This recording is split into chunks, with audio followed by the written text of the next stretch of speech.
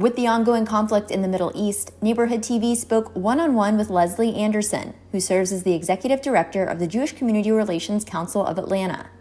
Leslie spoke about the definition of anti-Semitism and also offered resources on how to battle anti-Semitism for some who may be experiencing it. My name is Leslie Anderson. I'm with the Jewish Community Relations Council here in Atlanta. I'm the executive director of the JCRC, and our goal is to serve as a connector between the Jewish community and the general community, and also to serve as an advocate for the Jewish community and also to serve as a convener. We have a lot of things that we share with the general community, and we like to be in those spaces with our partners, and also to create friendships and relationships across those dimensions. Anti-Semitism has a number of different meanings for different people, depends on who you ask. Currently, we are using the IHRA definition of anti-Semitism, and IHRA stands for the International Holocaust Remembrance Alliance. Anti-Semitism is a certain perception of Jews which may be expressed as hatred towards Jews. That's the simple definition of anti-Semitism. IHRA goes on to say, rhetorical and physical manifestations of anti-Semitism are directed towards Jewish or non-Jewish individuals and or their property, towards Jewish community, institution, and religious facilities. That is how anti-Semitism is currently defined. And under IHRA, there is examples that are included as to what modern anti-Semitism looks like, because there's such a long history of anti-Semitism. It's taken on many different forms, throughout the centuries.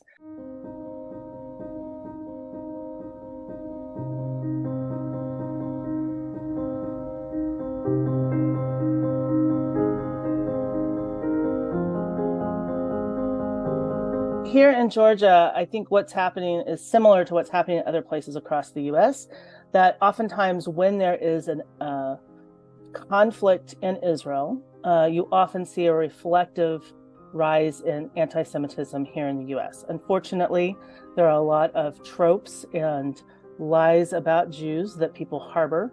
And so they continue to use, when that's brought up in Israel and conflict occurs there, that becomes an excuse to bring that to the fore, and people find it as a reason, yet one more reason to blame the Jews for something horrible that's happening in the world. And one of the challenges of anti-Semitism is that it does things like hold all Jews accountable for something that Israel does, for instance, when in fact a lot of Jews may not even be directly connected with Israel. I mean, most of us are, and we are very hurt and very our community is hurting painfully, desperately seeking solace during this time.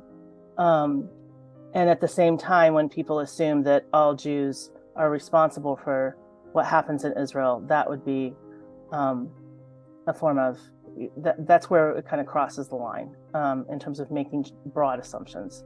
So I think, and not surprisingly, you see similar things happening with Muslims as well, right? So let's be really clear that hate doesn't have a boundary in that way, and that people will use whatever excuses they can to perpetrate hate, whether it's towards particular groups, and they'll use whatever excuse they can to do that.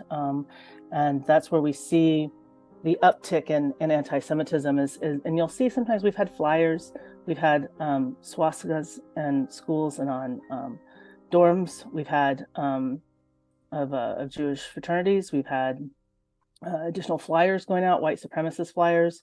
We've had projections on the side of the CNN building, and there's a whole range of different ways in which the anti-Jewish and anti-Semitism is expressed during these times, and it's not a particular issue. They'll just use any excuse they can to attack Jews.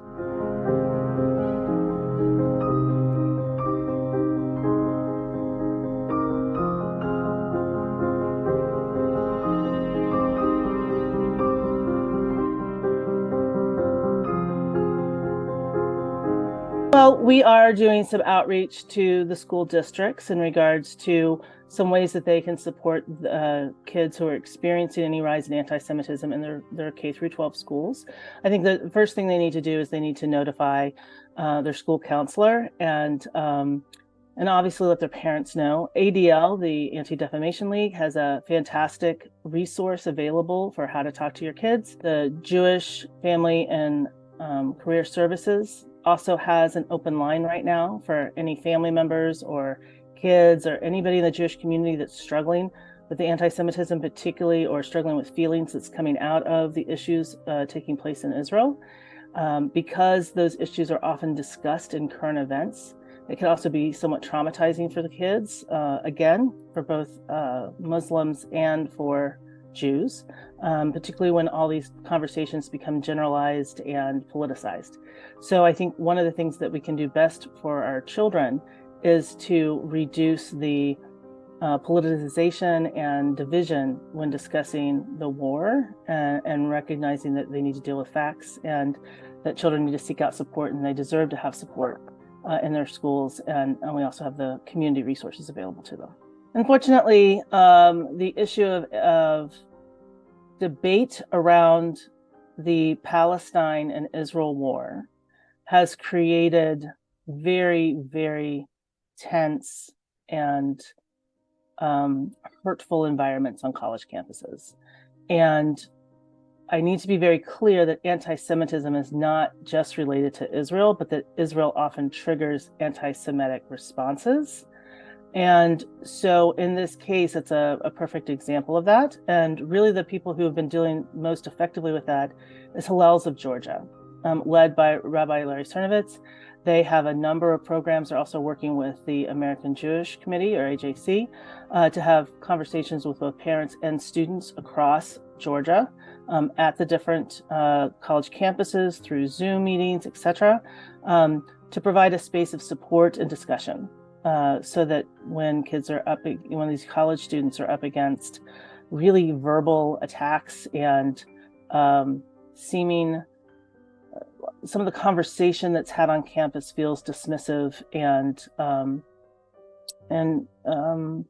doesn't account for their pain or experience of understanding that 1,400 Jews were killed in a single day. It's the largest loss of Jewish life since the Holocaust in one day.